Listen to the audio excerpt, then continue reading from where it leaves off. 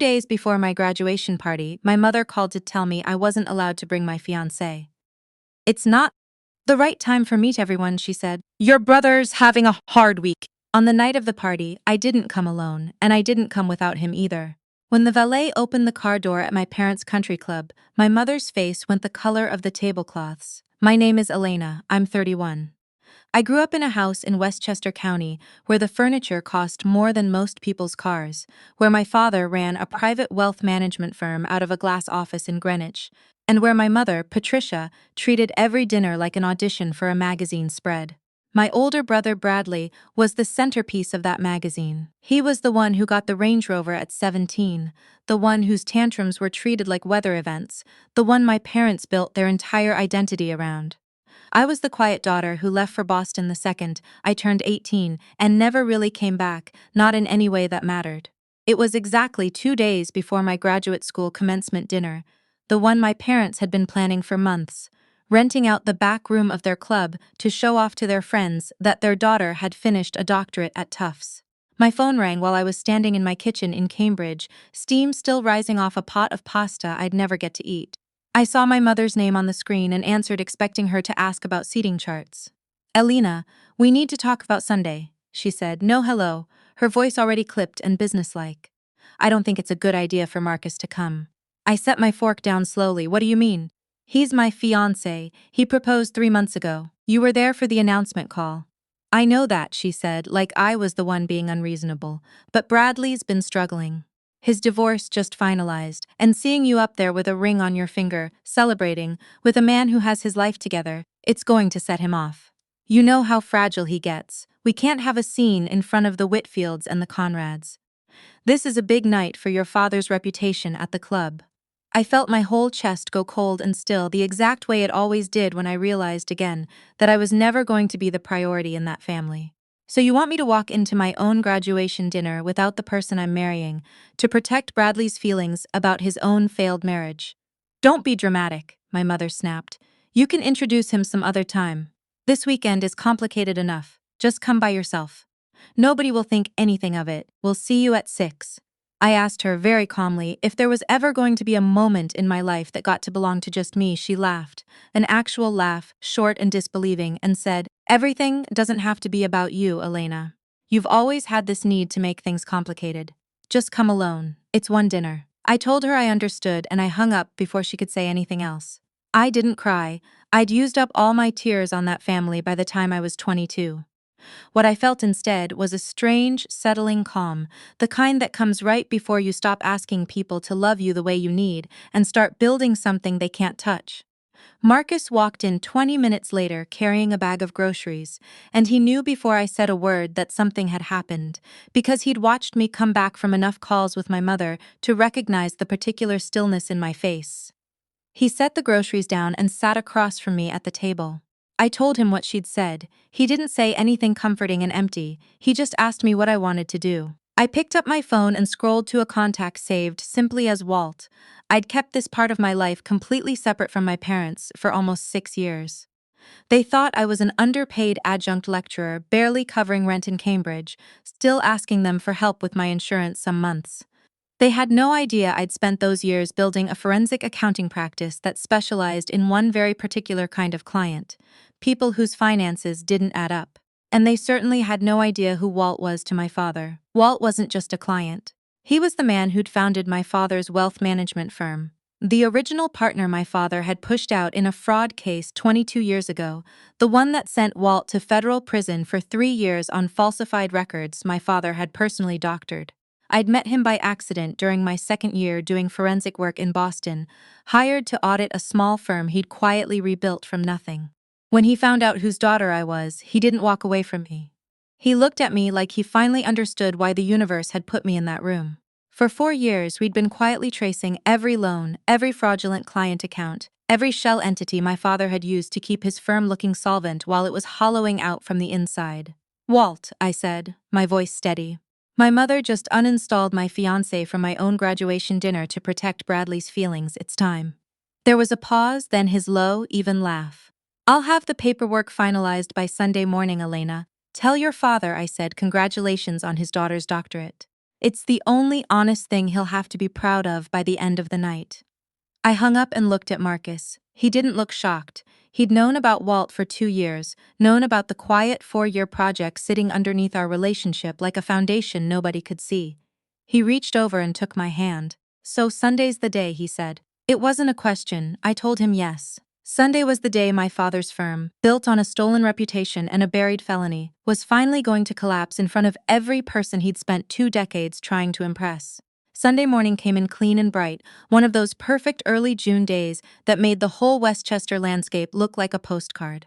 I got ready alone in my apartment, no calls from my mother checking in, no texts of encouragement from my father.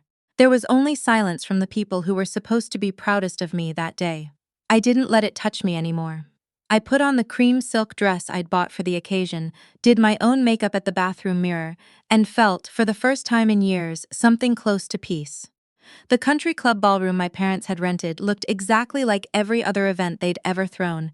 Heavy white tablecloths, towering floral centerpieces, a string trio playing softly near the bar, waitstaff in black vests circling with trays of champagne. 120 of my parents' closest friends and business associates were there, the people who mattered to my father's image more than his own daughter ever had. My mother stood near the entrance in a sapphire cocktail dress, greeting guests with the same practiced warmth she'd shown me my entire childhood, perfectly calibrated, completely conditional.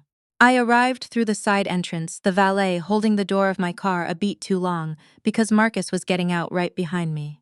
My mother's head turned the instant she saw him. Her smile didn't drop immediately. Years of training kept it frozen in place for a few seconds, but her eyes went hard and panicked, darting toward my father, who was deep in conversation with a man I recognized as one of his largest clients. She crossed the room fast, heels clicking sharp against the marble, and grabbed my arm just outside the ballroom doors, pulling me a few steps away from the crowd. "What is he doing here?" she hissed. "I told you not to bring him." "You told me not to bring him to protect Bradley," I said, keeping my voice level. I decided that wasn't a good enough reason. Her grip tightened on my arm. "Do you have any idea what this looks like? People are going to ask questions. Bradley is standing right over there." She gestured toward the bar where my brother stood holding a whiskey, watching us with an unreadable expression, his ex-wife's absence clearly sitting heavy on him even 6 months after the papers were signed. "Then let him ask questions," I said. "Marcus is my fiancé. He's coming to my graduation dinner. That's not negotiable, Mom." My mother's mouth tightened into the thin, angry line I remembered from childhood, right before a punishment was about to land. But she didn't get the chance to say anything else because my father had spotted us and was walking over, his client trailing slightly behind him, both of them smiling the easy, practiced smiles of men used to being admired. "Elena," my father said, pulling me into a brief, image-conscious hug before turning his attention to Marcus with a measured, evaluating handshake. "And this must be the fiancé, Marcus," he said, gripping my father's hand. "Good to finally meet you, sir." My father's eyes flicked toward my mother, some silent negotiation passing between them before he forced his smile wider. "Well, welcome. We're so glad you could be here for Elena's big night." The words came out smooth, but I could feel the tension underneath them like a wire pulled too tight. The dinner began the way every event in my family began, performatively gracious on the surface, suffocating underneath. We were seated at the head table, my parents on one side, Bradley alone on the other, Marcus beside me. Bradley barely spoke through the appetizer course, drinking steadily, his eyes occasionally cutting toward Marcus with something between resentment and curiosity. My mother kept up a stream of bright conversation with the guests at the nearby tables, clearly trying to control the narrative before anyone could ask why her son-in-law-to-be had nearly been excluded from the night. It was during the entree course that Bradley finally spoke directly to Marcus. "So what do you do?" he asked, his tone carrying just enough edge to make it clear it wasn't a friendly question. "I run a small investment advisory firm," Marcus said evenly, "mostly working with tech founders on exit planning." Bradley let out a short, derisive laugh. "Must be nice. Must be real nice to just walk into a firm that already exists." He gestured loosely with his glass. "Some of us actually had to build something." I felt my jaw tighten. Marcus had built his firm from nothing over 8 years, working 80-hour weeks, while Bradley spent his 20s living off our father's name, and his 30s failing to keep a single business afloat without family money bailing him out. But I knew better than to argue with Bradley in front of guests. That was exactly what he wanted. A reaction, a scene, attention pulled toward his pain instead of my night. My mother, sensing the tension rising, stood abruptly and tapped a fork against her champagne glass, calling the room to attention for the toasts. "I just want to say a few words about my incredible daughter," she announced, her voice warm and theatrical in a way that made my stomach turn, because I knew exactly how little of it was real. She talked about my determination, my intelligence, how proud she'd always been of my quiet strength. The guests applauded politely. I sat there with my hands folded in my lap, watching my mother perform a version of motherhood she had almost never actually practiced, and I let her finish, because I wanted her to be standing exactly there, glass raised, fully visible to everyone in that room, when it all came apart. When she sat back down, satisfied with her performance, I rose from my chair and walked to the small portable podium that had been set up near the head table, originally meant for the Toastmaster. I asked the band to pause, and the room slowly quieted, faces turning toward me with curious, expectant smiles, assuming I was about to deliver a gracious thank you speech. "Thank you all for being here tonight," I began, my voice carrying clean and steady through the room.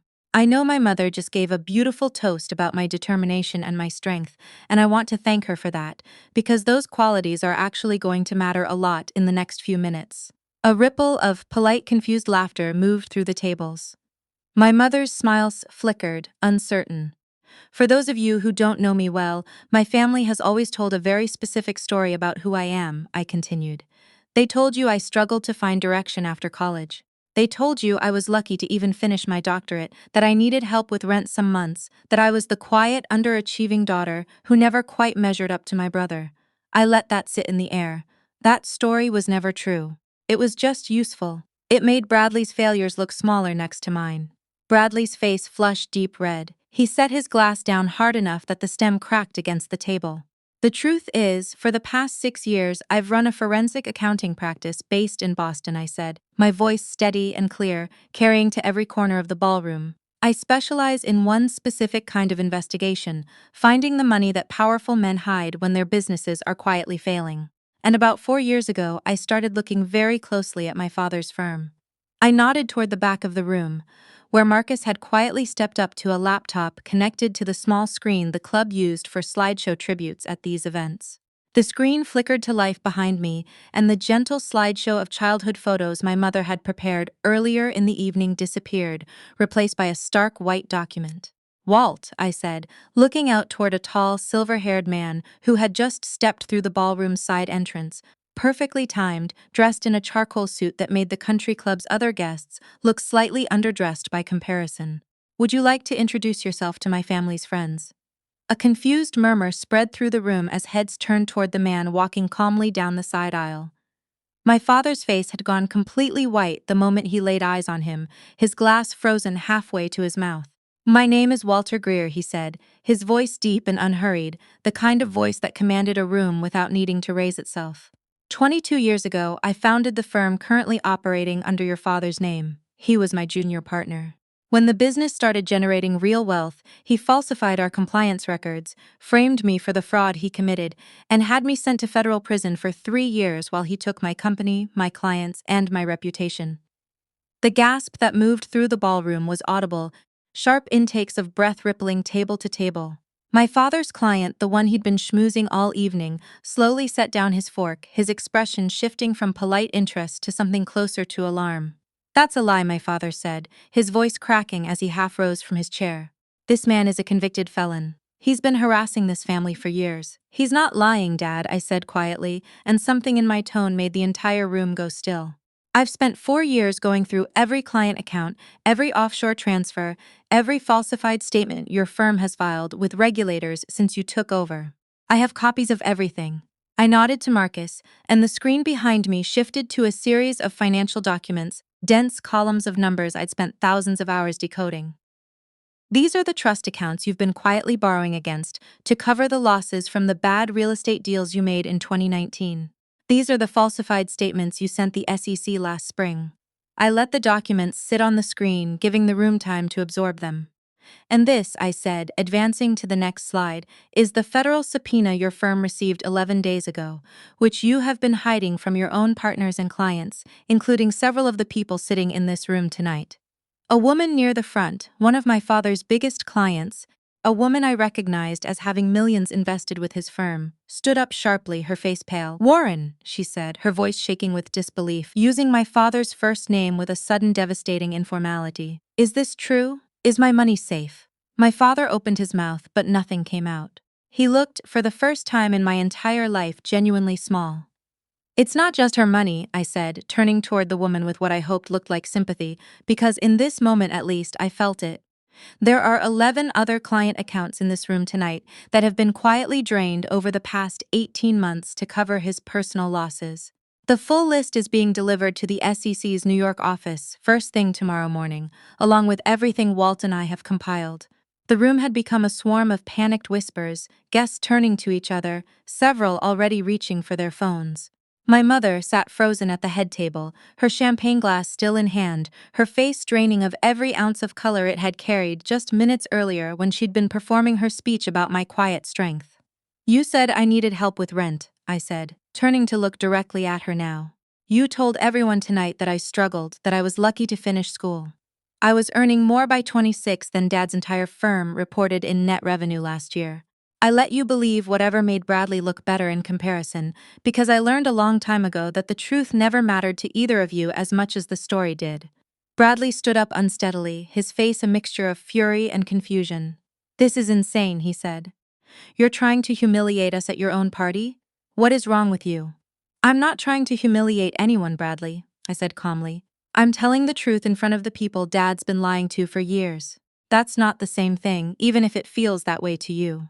My father had gone quiet, staring blankly at the documents still glowing on the screen behind me, the same paralyzed, hollow expression I imagine he'd had 22 years earlier, when he realized exactly how far he was willing to go to take everything from the man standing calmly near the back of the room.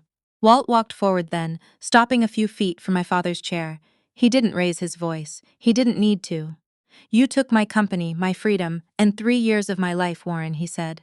"I spent every one of those years rebuilding from nothing, and I spent the last 4 working with your daughter, the only honest person in your entire family, to take it all back. As of Friday afternoon, the SEC has frozen your firm's operating accounts pending investigation. Your partners voted this morning to remove you once the board became aware of what was coming. You don't run anything anymore, Warren. You haven't for 3 days. You just didn't know it yet." My father sank back into his chair as though something physical had struck him. My mother let out a single, strangled sound somewhere between a sob and a gasp, her perfectly composed face finally cracking open. A man in a dark suit who'd been standing quietly near the ballroom's side entrance for the past several minutes stepped forward now, and I recognized him immediately. Detective Marsh, a contact Walt had cultivated patiently over the years, someone who'd suspected the truth about the original fraud case decades earlier, but had never had the evidence to prove it. "Warren," he said, his voice carrying clean and final through the silent ballroom, "I need you to come with me. We have some questions about the SEC referral and several wire fraud statutes that are going to take more than one conversation to sort out." My father didn't argue. He didn't have anything left to argue with. He stood slowly, his legs unsteady beneath him, and let the detective lead him toward the side exit, past tables of people who had spent decades admiring him, all of them now watching in silence as he walked out of that ballroom with his head down for the first time in his life. My mother reached out a trembling hand toward me as the side doors closed behind them. "Elena, please," she said, her voice raw and stripped of every ounce of its usual polish. "You have to help us. We don't have anywhere. I don't know what we're going to do." I looked at her, at the woman who had spent 31 years teaching me that my feelings were an inconvenience and my fiancé was an embarrassment to manage around her son's fragile ego, and I felt something settle quietly inside my chest. Something that wasn't anger anymore, just clarity. "You told me to come here alone, Mom," I said softly. "You said it would be simpler that way. So tonight, you get to find out what that feels like." I didn't wait for her response. I turned, took Marcus's hand, and walked out through the same side doors my father had been led through minutes earlier, leaving my mother standing alone at the head table, the ruins of a 30-year performance scattered across the white tablecloth in front of her. The valet brought our car around without a word, sensing, the way good staff always do, exactly what kind of night this had been. We drove away from the country club in silence for a while, the lights of the building shrinking in the rearview mirror, until Marcus reached over and laced his fingers through mine. "You okay?" he asked. I thought about it honestly before answering, the way I'd learned to over the past several years of therapy, and 4 years of quiet investigation and a lifetime of being told my truth wasn't worth as much as someone else's comfort. "I think I finally am," I said. We didn't go home that night. We drove out to a small restaurant near the water that Marcus had quietly booked weeks earlier, where a handful of our closest friends were already waiting at a long table strung with simple white lights, people who had never once needed me to shrink myself to make them comfortable. Walt was there too, raising a glass the moment we walked in, his eyes warm in a way my father's never had been. "To the family you actually choose," he said. I sat down beside Marcus, surrounded by people who had shown up for me my whole adult life without ever needing a performance to do it, and I understood finally that I had not lost a family that night. I had only stopped pretending I'd ever had one.